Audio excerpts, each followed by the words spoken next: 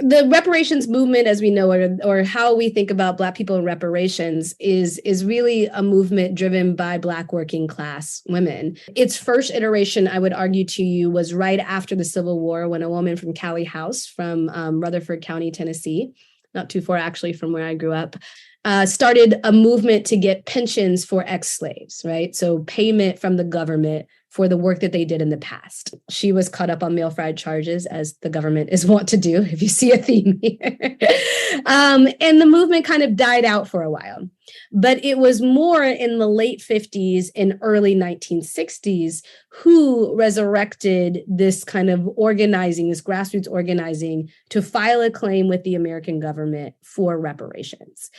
So certainly there were people that were still doing it, but she was the one that kind of started a grassroots movement that took hold in sectors across the country.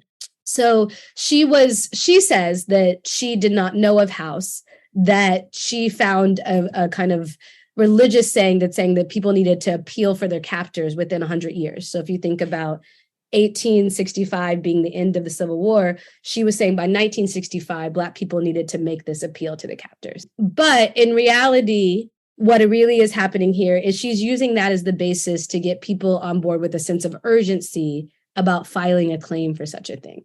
And I want to reiterate that at the time, this seemed incredibly fringe, but she got people on board with filing claims all across the country, and organizations and lawyers incorporating across the country. She would go on a tour talking about this in order to get people to think about reparations.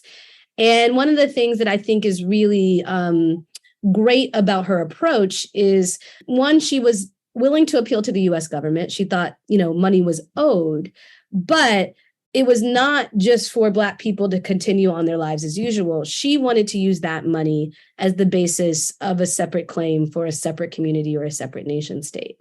So you see this kind of interesting strategy of simultaneously critiquing the American government, but also, appealing to them for that. And most people that you talk to in the 60s, 70s, 80s, including some of these Black power luminaries that I'm talking about, really credit Audley Moore with being the person that first kind of kept pushing this idea before it was popular and part of popular parlance.